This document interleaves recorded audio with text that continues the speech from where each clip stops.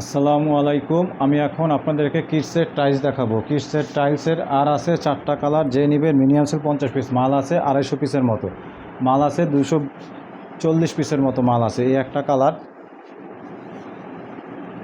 কিডসের টাইলসের, আর 4টা কালার আছে। এই একটা কালার,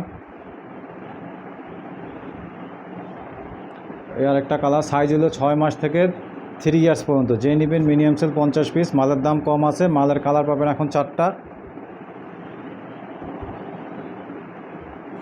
মালের কালার পাবেন টোটাল 4টা।